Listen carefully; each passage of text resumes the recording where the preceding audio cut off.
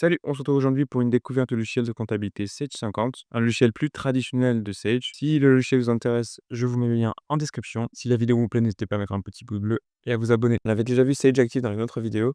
Si ça vous intéresse, je vous mets le lien en description. Et là, on va plutôt se concentrer sur Sage 50. Donc, comme je l'ai dit, c'est beaucoup plus classique, c'est-à-dire qu'on est vraiment sur un logiciel de comptabilité euh, comme, qui était fait comme un peu comme avant, c'est-à-dire tout installé sur l'ordinateur. Alors que Sage Active est beaucoup plus, concentré sur le cloud, donc travaille, de n'importe où, avec n'importe quel, ordinateur ou tablette j'imagine et tandis que Sage 50 c'est vraiment installé sur un ordi, utilisable que via un ordi, donc plus sécurisé dans ce sens-là et on est parti donc on va voir un petit peu comment il fonctionne. Moi j'ai pas mal travaillé sur un logiciel qui s'appelait Koala, je crois que ça appartient à Sage également. Donc voilà, on a 3 offres. Une offre à 24 € hors taxes par mois, 18 € hors taxes par mois et 40 € hors taxes par mois avec comptabilité plus facturation. Tandis que celle à 24 n'a pas facturation et il y en a une à 18, sans la comptabilité. Donc moi, je vais la tester. Donc là, vous mettez votre mail et vous renseignez vos informations par la suite, donc nom, prénom, et cetera. Vous recevrez ensuite un lien de téléchargement sur votre mail et vous devrez installer le logiciel. Du coup, on crée son compte administrateur, vous renseignez encore une fois votre adresse email, vous vous connectez, vous pouvez choisir d'héberger les données en ligne ou pas. Et là, on va installer le logiciel. Donc là, vous créez votre société, donc je vais l'appeler test.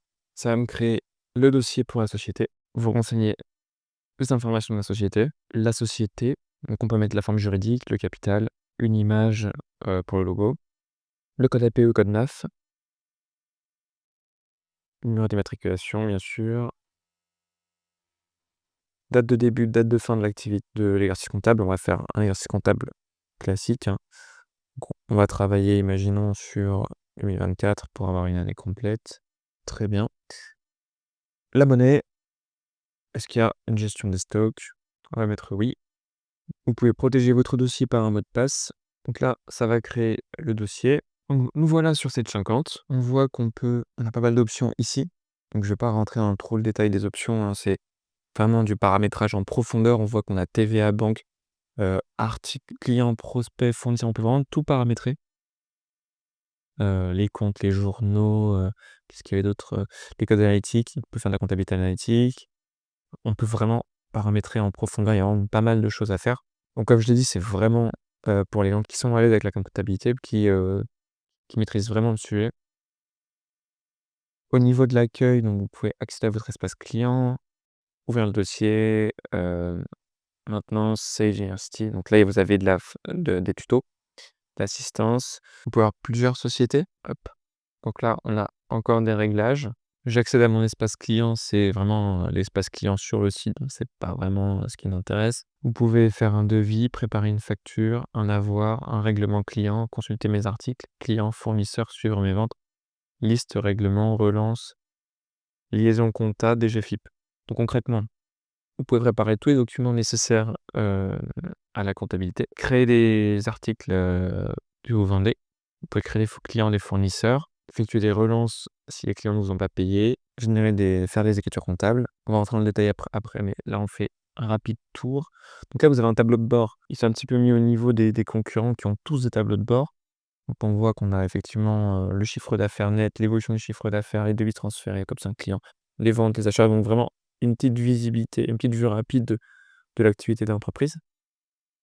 Alors le problème toujours avec la comptabilité, c'est que tout est fait en retard, donc vous avez une vision mais du passé en fait, c'est ça un peu le problème, hem, malheureusement de la comptabilité. Liste les encours clients, mes clients par famille, statistiques clients, relever les comptes clients, donc vous avez vraiment tout un tas d'états, possibles. Règlement fournisseur, mes articles, mes représentants, analyseur des ventes, analyseur des achats, échéancier client. Donc on voit vraiment, échéancier fournisseur, on voit vraiment que c'est vraiment l'objectif, c'est d'avoir un maximum de données, comptables à analyser.